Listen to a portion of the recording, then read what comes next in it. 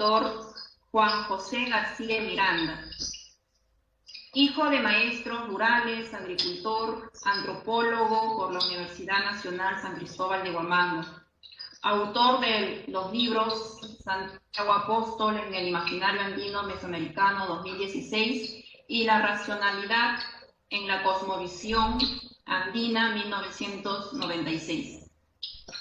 Además, coautor de varios libros colectivos y más de 100 artículos y ensayos publicados en revistas especializadas en Argentina, Bolivia, Brasil, Chile, Ecuador, Holanda, Japón, México, Paraguay y Perú.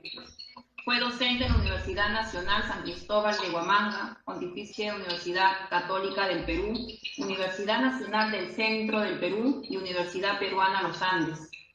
Ha sido miembro del Comité Permanente de Conceptuación de Folclor de la Sociedad Científica Andina del Folclor, de la Comisión Paulista de Folclor Brasil y de la Comisión Honoraria de Folclor de Mercosur. Participante activo de los foros del movimiento indígena latinoamericano. Adelante, doctor Juan José García Miranda.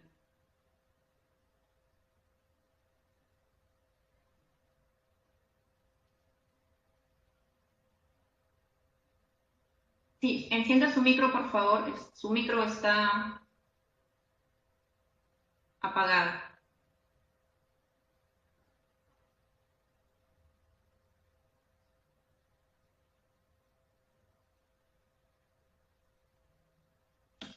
Ya. Buenas noches a todos.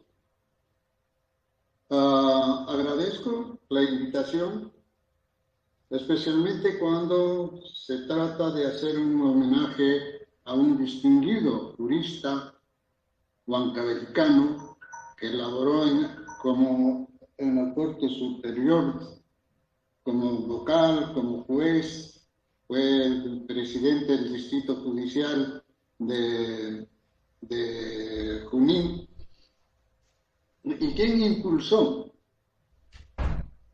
los peritajes antropológicos en su jurisdicción y promover un movimiento a nivel nacional para hacer conocer la importancia de la intervención de la antropología con los peritajes para resolver los problemas relacionados a la cultura en los procesos seguidos, especialmente a las poblaciones de origen etnocampesino, entendiendo que tenemos un sistema jurídico estructurado por un Estado monocultural, pero que sí es en un escenario de multiculturalidad, multilingüe, ¿no? Y por ende no encaja ese sistema jurídico oficial para resolver los problemas que hay en escenarios que escapan al control del sistema jurídico nacional. En ese sentido, esperamos la pronta recuperación de Sócrates, ¿no? Porque tenemos muchas tareas que hacer todavía junto con él, ¿no? Como lo hemos hecho, acompañándolo en muchas acciones que cuando él tenía la jurisdicción de la región centro, nos encargaba realizar a un grupo de antropólogos y en los cuales hicimos sentir la necesidad de la participación o la presencia permanente de antropólogos para resolver y ayuden a resolver estos problemas. Me han dado un tema, primeras pericias de interculturalidad. Para poder resolver este problema, tengo que remontarme al origen de la antropología, porque la antropología no nace con antropólogos, sino con gente que necesitaba entender la cultura de la sociedad para actuar con ellos y resolver problemas. En este sentido, se forjaron un conjunto de teorías, inicialmente con evolucionistas, difusionistas, funcionalistas, etc., hasta construir teorías, corrientes de pensamiento social muy contradictorios entre sí y todos de origen eurocéntrico, y que no tomaban en cuenta las maneras de sentir y vivir de los pueblos de otros escenarios no europeos, como era el hemisferio sur, sobre todo, ¿no? América Latina, lo que se llama América Latina o Abya Yala, como ahora se pretende recuperar el nombre prehispánico de América, África, ¿no? Asia y hasta Oceanía. Pueblos que han tenido sus propias culturas y han dado pautas de vida armónica para la sociedad global. En este sentido, la antropología no tiene también más de 200 años. La antropología creció, se desarrolló, forjó teorías y todas esas cosas para entender la cultura de los pueblos, ¿no? Hasta llegar a una crisis paradigmática en la que las teorías eurocéntricas no podían ser aplicadas a realidades como el nuestro, de escenario multicultural, ¿no? Y que necesitaba redefinir las propuestas teóricas y las conceptuales y metodológicas para entender la cultura. Por eso surgen nuevos paradigmas.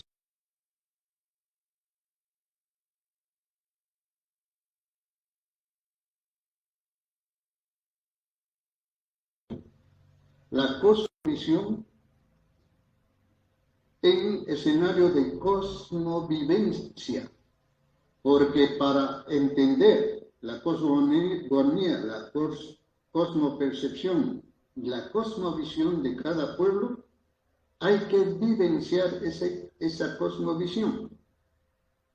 Y por eso, si uno quiere hacer, por ejemplo, peritaje en pueblos quechuas, tiene que saber quechua para poder entender cómo es la vida de los pueblos quechuas, cómo es la vida de los asiánica, cómo es la vida de los ahuajún, cómo es la vida de los masco, cómo es la vida de los yoranao, que ahora está extinguiéndose, ¿no? Porque el escenario que existía en estos territorios, por ejemplo en el sistema de los Andes, antes que existan las fronteras de los países hoy llamados andinos, antes que existan esas fronteras, ¿no? Estos pueblos sí existían como confederaciones, con sus propias maneras de sentir y vivir la vida, con sus propias normas y pautas de conducta, pautas que orientan el comportamiento individual y colectivo de los pueblos, de cada ser humano y de cada colectividad humana. Entender eso significaba, ¿no?, tener alta sensibilidad para penetrar en esos pueblos, y si uno no sabe el idioma que es vehículo de la cultura, no puede entenderlo. Y por eso los juzgados no podían administrar adecuada justicia a pueblos monolingües, quechua, aymara, etc., ¿no?, sin conocer las lenguas, sin utilizar traductores, etc. Y por ende, ¿no?, el criterio de equidad y de justicia quedaba en duda, ¿no? Siempre los pueblos de origen etnocampesino tenían, como dice esa mulisa de Emilio Caruamaca de Huancayo, falsía, ¿no? La vida es una falsilla y, ¿no?, el hombre pide justicia, clama justicia, ¿no? una justicia pide dinero, y si no pide dinero hay que esperar al cielo, irse al cielo para acceder a la justicia donde no hay ricos y pobres. Y aquí, en este sentido, ese mensaje metafórico de esa ministra nos da a entender cómo es la aplicación de la justicia en el Perú, ¿no? Cómo ha sido y cómo será, ¿no? El problema de la aplicación del sistema jurídico oficial emanado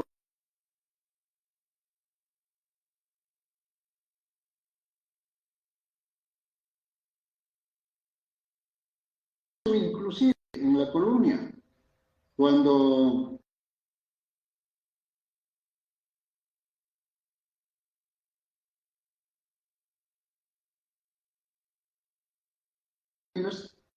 decían que los indígenas eran gente que no tenían alma y por ende no eran considerados seres humanos.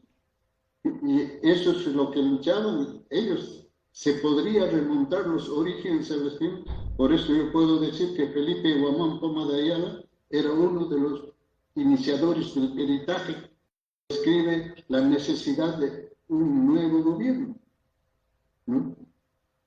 Eso se mantiene en la República, y es por eso que antes de que nazca oficialmente la antropología y la etnología en el Perú, ¿no?, ya se reclamaba la necesidad de que la administración de justicia a los pueblos indígenas no dependía del sistema jurídico que se estaba aplicando y que emanaba del Estado.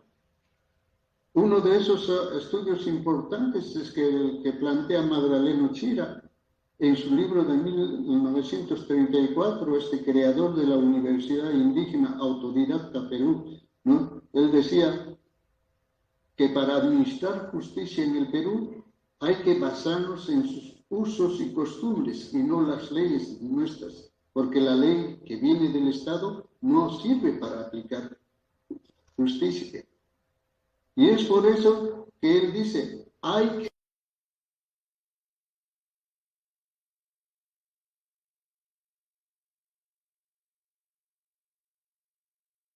indígenas, o de lo que él en su momento llamaba de los indios, ¿no?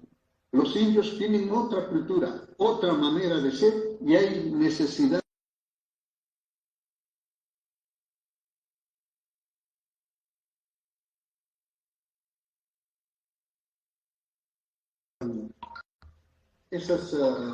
esa necesidad es asumida también por el sistema jurídico oficial. Y es por eso que en el Código Penal, por ejemplo, en el artículo 25 se dice que las comunidades campesinas pueden administrar justicia en su territorio, ¿no?, basándose en sus costumbres, tradiciones y modos. Y eso mismo un poco se recupera también en el artículo 2 de la Constitución Política del Perú, cuando se habla de la identidad, de que los pueblos, los hombres, el individuo tiene derecho a su identidad y se debe respetar su identidad y basándose en estas posibilidades que un instrumento oficial de un sistema jurídico monocultural que se aplica en un escenario multicultural, ¿no?, tenía la posibilidad de que considerar como error culturalmente condicionado algunas acciones de los pueblos de gentes de origen etnocampesino que habían caído en aras del sistema jurídico. Esas cosas permitieron a que juristas como Sócrates, Ceballos Soto, por ejemplo, en Huancayo, apelando a estos artículos y a la Constitución, pedía la intervención de antropólogos, y no solamente antropólogos, porque hay peritaje social, peritaje cultural, peritaje agrodimensional y todo esto, para resolver conflictos que se generaban al interior de las comunidades y desde las comunidades con los agentes exógenos a las comunidades, porque siempre el asedio por recursos, por tierras, por trata de gentes y todas las cosas venían desde afuera también, ¿no? En ese sentido, es que se promueven los peritajes culturales. Nosotros, con el doctor Osvaldo Torres, ¿no?, iniciamos muchos peritajes en el Valle del Mantaro a petición del sistema jurídico. Lo hacíamos graciosamente para motivar la necesidad de la intervención del antropólogo en resolver conflictos que se generaban dentro de las comunidades y desde afuera con las comunidades. Debe existir los informes culturales que hemos hecho, pero de los que me llevan a recordar son algunos que puedo señalar. Por ejemplo, en una comunidad del distrito de Pariahuanca, en Huancayo, la comunidad, apelando a su tradición, apelando a su cultura, expulsó a una mujer por su mal vivir. La mujer, con sus cosas, fue a otra comunidad, y en esa otra comunidad es recibida, pero con advertencias, que si se seguía portando mal, también le iban a votar. La mujer se portaba bien unos 2 años y después comenzó a comportarse nuevamente muy mal, hasta que en asamblea, tras reiteradas amonestaciones, sanciones, multas, persistía en el error, entonces le expulsaron de la comunidad y se fue a vivir a Huancayo. En Huancayo conoció a un abogado. El abogado, conversando, dijo: ¿por qué te has venido de la comunidad? Es que me han votado, ahí está en la acta, me han votado porque, bueno, por razones, le explicó, pero tú antes te habían hecho, sí, me hicieron pagar multa con 3 carneros. ¿No? Te han hecho pagar multa por 3 carneros. Y ¿qué más? Después, como otra vez me han votado y ahora me han sacado de la comunidad y ahora estoy acá. Entonces el abogado dice: ya, muy bien, eso es lo que me has contado. Ahora vamos a iniciarle un juicio a la comunidad, a las autoridades. ¿Quiénes eran las autoridades? Presidente de la comunidad, el juez de la comunidad, el gobernador de la comunidad, el secretario de la comunidad, y todos ellos fueron denunciados por maltrato contra la libertad personal y por abigeato, porque le habían hecho pagar 3 ovejas de multa ¿no?, para resolver ese problema. Entonces ahí se inició un juicio y un fiscal o juez, no sé qué pasó, dispuso la detención de todos los dirigentes de la comunidad, de todas las autoridades, y las autoridades se quedaron acéfalos, sin dirección, sin guía y sin nada. Ahí es cuando el doctor Sócrates Ceballos nos pidió, al doctor Osvaldo Torres y a mí, antropólogos, ¿no?, para que podamos hacer un peritaje cultural. Lo hicimos, pero no pudimos hallar a ninguna de las autoridades porque estaban como fugitivos, fugados, porque la policía, el poder judicial los perseguía para capturarlos, ¿no?, por las denuncias que había tenido, por haber aplicado sus formas de resolver sus conflictos internamente. Esto nos muestra que hay abogados que, sabiendo que existe la norma jurídica que puede ser utilizado en favor de las comunidades, atizan a ciertas personas, generalmente que han cometido actos delictivos, a denunciar a las autoridades que han usado su propia cultura para resolver un problema internamente. Caso parecido se encontró en la época de violencia política que existió en Perú, en la zona de Tarma, que también tuvimos que ver ese asunto, ¿no? Donde algunas gentes, haciéndose pasar por terroristas, y usaban la palabra terrorista: soy terrorista, tienes que entregarme tu plata, tu esto, tu lo otro, ¿no? Y la comunidad se cansó, capturó a esas personas y lo sancionó, lo habían matado, ¿no? A esos supuestamente terroristas. Los familiares de ellos los denunciaron y todas las autoridades estuvieron perseguidas, inclusive los ronderos, las cabezas de los ronderos. Casos como ese tipo encontramos, no solamente de situación penal, también de civil. Hemos tratado de aportar a petición del doctor Sócrates Ceballos Soto. Y en ese sentido es que ahora nosotros señalamos de que es muy importante redescubrir las posibilidades, ¿no?, de administrar justicia teniendo en cuenta, ¿no?, el sistema jurídico indígena, como llama este estudioso Raúl Araoz, ¿no?, cuando escribe su libro Hacia una antropología jurídica. Y creemos que de esa manera nosotros estaríamos coadyuvando a entender de que el Perú no es plano, no es homogéneo, sino culturalmente heterogéneo. Y por eso es que hasta ahora tenemos en el Perú, ¿no?, poblaciones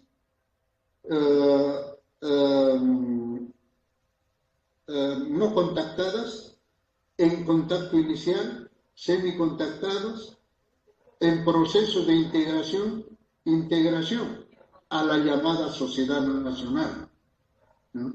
En ese sentido es que nosotros tratamos de contribuir a este problema para viabilizar las formas de entender al Perú real, ¿no?, al Perú multicultural, al Perú, ¿no?, hirviente de todos los tiempos que ahora estamos viviendo.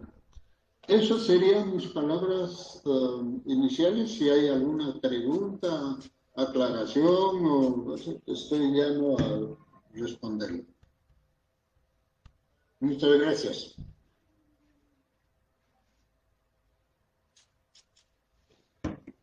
Parece que se han ido mis invitados. Muchísimas gracias, doctor Juan José García Miranda, por sus palabras. A ver si